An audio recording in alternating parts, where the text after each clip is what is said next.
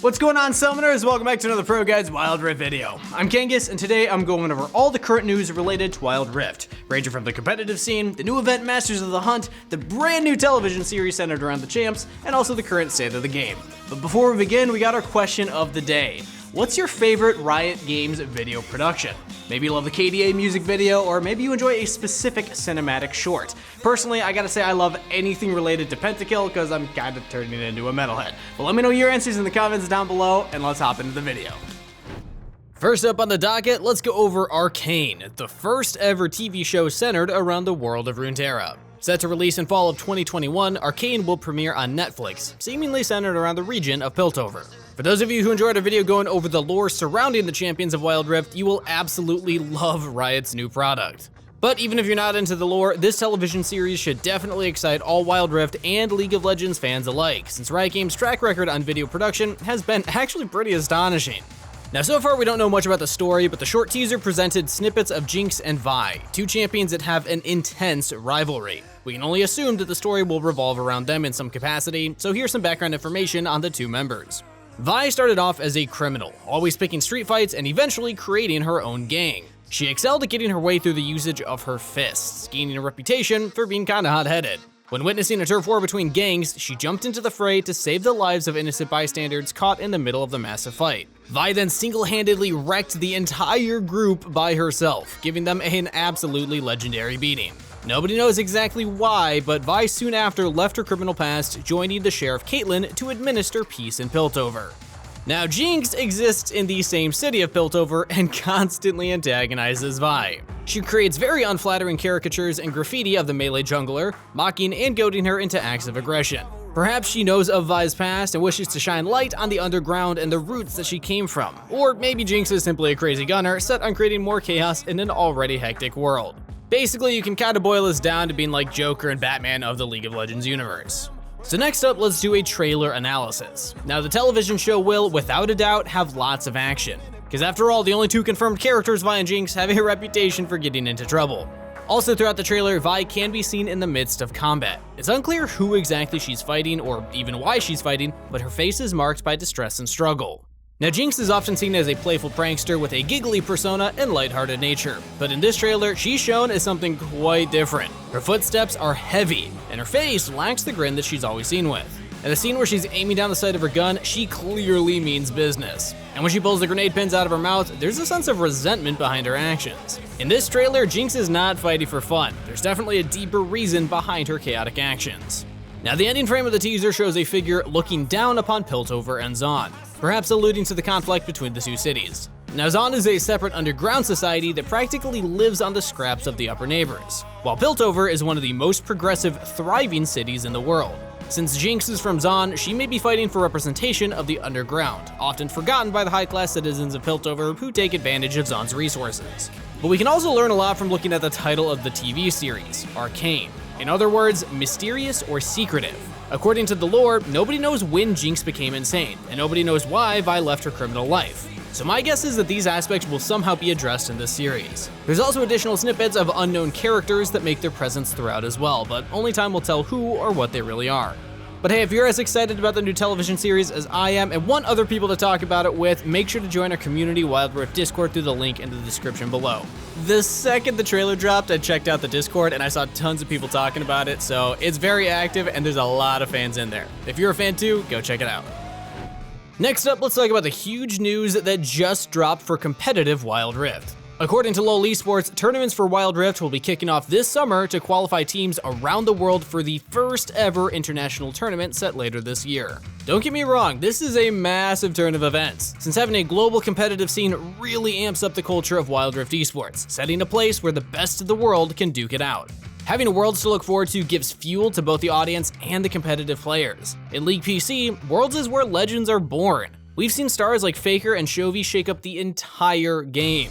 I mean, hell, Faker became one of the biggest legends in all of gaming history. If not for the international stage to push and prove himself, he most likely would not have been nearly as successful or famous. Without the proper fan base, competitive esports has very little meaning. So this is a wonderful opportunity for a culture to start developing, increasing audience engagement while creating bigger names that pave the way for Wild Rift content. Speaking of, as of now, Wild Rift content is still very underdeveloped. There's not enough of a player base or money to support most proper content productions, hence the lack of quality content for the game. In regards to competitions, many professional players are simply volunteers, since the scene lacks the money to provide sustainable growth in order to push it forward. So having an international competition means that teams that make it to the world stage gain exposure to the entire globe, increasing opportunity for sponsorships, and therefore pumping money into the people committed to the game. So if you're listening to this right now and have dreams of going pro, you're in luck because opportunities are coming. This should also trickle down, allowing skilled players to more realistically create content, hopefully without having to forsake their entire livelihood. So the World Tournament is fantastic news for everybody. Throughout many of the League of Legends World Championships, the Balance team updated the game as the tournaments rolled out, noting broken picks and nerfing them accordingly. These very often were indicated by observing the champions and their statistics on the competitive stages, thereby increasing balance and allowing for proper display of skills during tournaments. But it's also important to note that during the future Worlds events for Wild Rift, Riot's reputation is at stake. If more and more ridiculously overpowered picks like Fiora and Akali continue to stay broken and just take over competitive games, Riot will only receive more hate for their poor game balance. So let's hope that Riot treats the upcoming tournaments with care and nerfs the champions that need to be nerfed.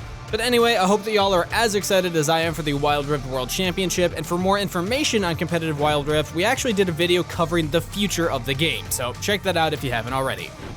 Moving on next, Masters of the Hunt began on May 6th for Wild Rift, promoting the rivalry between Rengar and Kha'Zix. This event allows players to choose one of two sides, after which a unique reward will be granted according to whichever team wins. But don't worry, the event still has the typical missions to provide rewards, including icons, borders, baubles, emoticons, blue motes, champion chests, poro coins, and even champion poses. The winner of the event will be granted an enhanced version of the given icon, specific for each side. If your team is victorious, you'll continue to flaunt your champion spawn tag for 1 week after the event has ended. So gamers, let the world know that you're the rep of Runeterra's deadliest predator. So now how does a team win, and what exactly is Riot gauging? Well, during week 1, Riot will be tracking the average number of games played for supporters of each hunter, updating the results daily. So pretty much just spam as many games as you can in order to help your specific team out.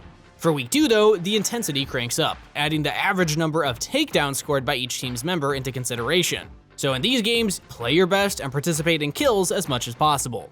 Oh, but just a heads up, these scores are kept per region, so don't worry about having to impact a global scale. The event ends on May 18th, so be sure to participate in the first ever competitive team event in Wild Rift. With Rengar and Kha'Zix having recently released, Renekton is the last announced champion yet to release. The Gator is known for being a Baron lane bully, specializing in 1v1 scenarios. He still doesn't have an exact release date, but definitely expect him in the next couple of weeks, and stay tuned to the channel for future builds and tips for the new champ.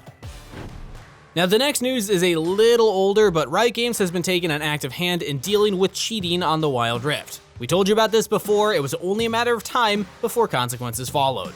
The specific cheat addressed was win trading, which is a strategy abused by the high elo to secure their positions on the leaderboards. Just a month or two ago, most of the top 5 players in each region were actually win traders, making the leaderboards a terribly inaccurate representation of skill. The cheat focused on queuing up for a game and then throwing intentionally in order to maximize a specific player's LP gains. This cheat only worked in high elo since there were more controlled environments because of the smaller player pool. Riot stated that win trading is a bannable offense, thereby permanently banning the accounts with the highest win trading activity. Other accounts with evidence of win trading have been completely stripped of their rank and season rewards, resetting at Iron 4 and banning the account for 7 days. This should stand as a clear indication to Riot's stance on cheating. Don't do it. And instead, just try to improve by watching videos, just like ours, going over 13 pro mechanics that you gotta know. Video plugs aside, if you cheat, what results is an incohesive ranked environment, where skill is not always reflected properly in team play. Proper team coordination is really difficult and occurs very seldomly, since predicting the skill level of your random teammates is, like I said, unpredictable. Instead of relying on team coordination, as most team games should, players just end up locking in the strongest, most busted champions to simply solo carry the game. Since the game isn't that well balanced, this results in lots of players attempting to coordinate with their team and show mastery with their champion, only to get instantly bursted down by a champion like Akali or Rengar.